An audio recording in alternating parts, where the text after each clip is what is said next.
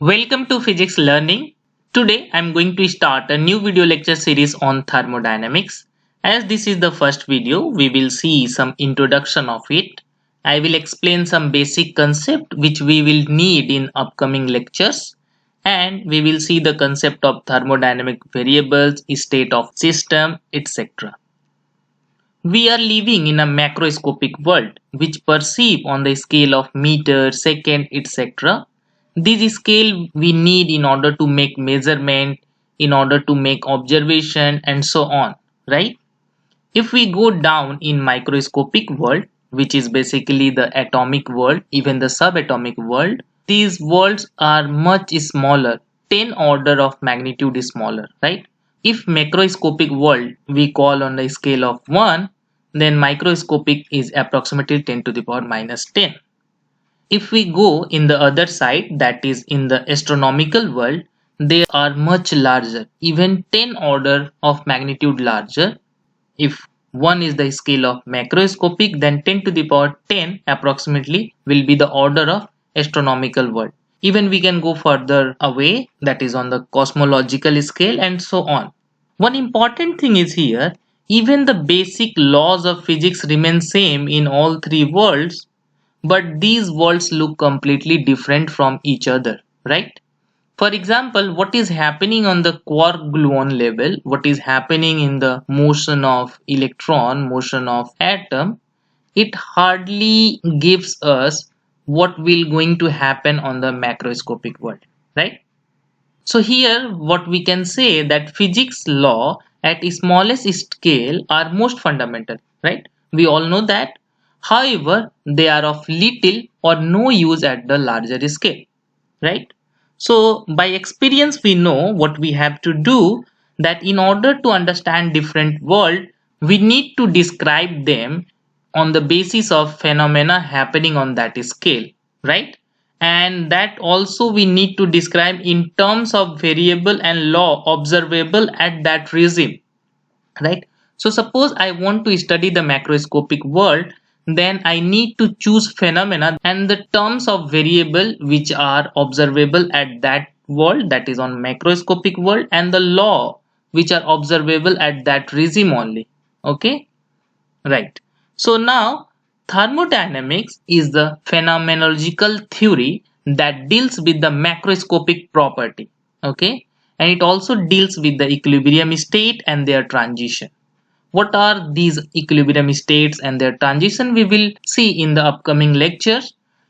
In some book you will find out different kind of definition for thermodynamics, that is thermodynamics is a branch of science which deals with the work, heat and the energy exchange of them and so on. You will find out many, but the most fundamental is we need to study the macroscopic property of a system in the macroscopic world, and we can do that by using thermodynamics. Thermodynamics is basically empirical formulation. Okay, so now before proceeding deep into thermodynamics, we need to understand what is thermodynamic system. And this term will come again and again. Okay, so what is thermodynamic system? It is just certain part of universe selected for investigation, the part on which we are doing our study, right? And it is just distinct and being set apart from everything else. Just like example, gas. Suppose you put a gas inside a container and you want to study the behavior of that gas. So that gas inside the container will behave as a thermodynamic system. Similarly, stressed wire, surface film, etc. Okay. So this thermodynamic system can be of two types, a simple and complex. This you can understand. Suppose we have just a single gas. Inside a container you have a nitrogen gas, which is just example of simple system. But if you have a mixture of many gas and vapor and all those things, so that time the system become complex. Okay. Similarly, system you can distinguish from another point of view. System can be called homogeneous and heterogeneous. Okay. In any case, system is always finite in size. Now, after knowing this thermodynamic system, we must know what is surrounding. Surrounding of any system is everything outside it. So suppose you are taking a gas inside a container, then anything outside that container will serve as surrounding. Okay, and I'm talking about a container, gas inside a container. So what is the role of that container? That container basically a boundary. So boundary of a system is the envelope that separate the system from surrounding. Okay, so boundary can be of many types. We will see that. Suppose this is a system, something inside a container, and then this wall is called a boundary. Okay, so it's not necessary that we always have a similar kind of wall. It can be of many type. The first one is open boundary. So this kind of boundary permits the exchange of matter and energy between system and surrounding. For example, suppose you are boiling a water inside an open container, then heat will come outside from the boiling water. Also, the vapor will come out from the container and goes into surrounding. So there is exchange of both matter and energy between system and surrounding. So those kind of boundary is called open boundary. Closed boundary permits only the exchange of energy but not the matter. This you can think of like you are boiling the water inside a perfectly closed container. So what will happen? The container will receive the heat from the burner, and as a result your system will get that heat. So there is exchange of heat, there is exchange of energy, but neither the matter from outside goes into that container nor the matter come out from that container. So that kind of boundary is called closed boundary. And the third one is isolated boundary. Isolated boundary prevent the exchange of matter and energy between system and surrounding. This you can understand. We all know the thermal flux, right? If you put a hot tea inside a thermal flux, then we can see that neither tea can come outside nor the temperature of tea will goes down. That is, neither the exchange of heat, that means the energy, nor exchange of matter takes place, right? So that we can consider to be a approximately isolated boundary, because after a long time we will find out that tea will cool down. In a matter of time we can consider that as an isolated boundary. Okay, now move further. We have a fair idea about what the system and what's the surrounding, what's the boundary. Now come to the point how we can understand the state of a system. In mechanics we know motion of a system is described by solving its equation of motion, right? And solution of that equation of motion is nothing but a function of space and time, which gives the information of time varying position, right? So in mechanics, suppose you want to know the state of any particle, then we need to just solve that equation of motion, find out that function, and from that function we can say at what time the particle will be at which place, right? That we know. Similarly, in the thermodynamics, state of a system at any instant represented by condition at that instant. Okay. For example, suppose we are dealing with a microscopic system and giving you the example of a gas within a container, right? The gas within a container, if you define its volume, its pressure, its temperature, so that's basically the state of that gas. Okay, that state is called state of the system. And in order to completely specify the thermodynamical system, we need a set of measurable quantity which called variable of state or thermodynamics variable, right? Just I gave you example that for a gaseous system, in order to specify them, I need pressure, volume and temperature. So those are called thermodynamics variable for that particular system. Okay. So just we need set of measurable quantities for that particular system, right? That are called thermodynamics variable.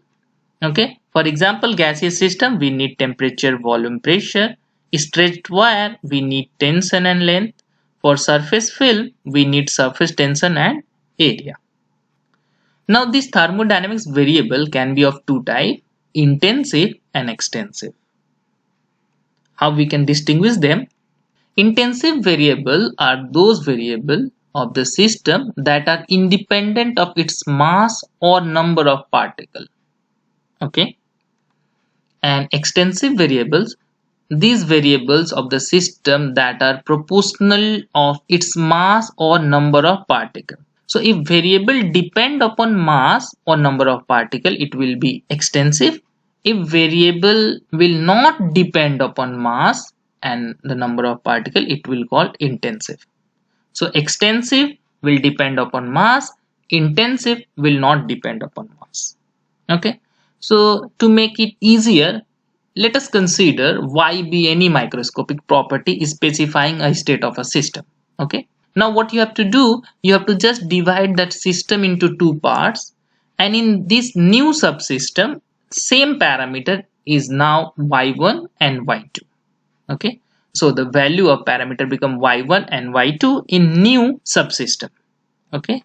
So if you find out that y is exactly equals to y1 is exactly equals to y2, then y is said to be intensive variable, and if y is equals to y1 plus y2, then y is called extensive variable. Okay, just see this cartoon. Suppose we have a gaseous system, and in order to specify that system, I am measuring pressure and volume. So pressure is P, volume is V. Now what we need to do, just give a partition in between. Okay, now I am separating this gaseous system into two parts. Okay, so just give a partition. Now if I'll ask you what is the pressure and volume in these two parts, then you can easily guess that pressure will be same. Okay, P and P in both sides, but volume become half, right? V by 2. So from this concept, we can say that pressure is intensive variable and volume is extensive variable. Okay, just have more insight into the intensive and extensive variable. If x and y be two arbitrary intensive variable, then their product or their division or their addition will be also intensive variable. Okay. But if x and y be two arbitrary extensive variable, then x plus y or x into y will be extensive, but y upon x or x upon y will be intensive. Just see third combination. If x is intensive and capital X is extensive, then small x times capital X or capital X divided by small x will be extensive. Okay. Here I have made a table where you can easily identify for variables and their category for different kind of system. Just like for hydrostatic system, which is basically a fluid kind of thing, hydrostatic, their intensive variable is pressure, extensive variable is volume. Surface film, their intensive variable is surface tension, extensive variable is area. Stretched wire, intensive variable is tension, extensive variable is length. Paramagnetic system, intensive variable is magnetic intensity, extensive variable is magnetization, and so on. There will be many more systems which you can list here. Okay. So see you in the next lecture, and there we will discuss thermodynamics, equilibrium, thermal equilibrium, zeroth law of thermodynamics. So see you then. Thank you.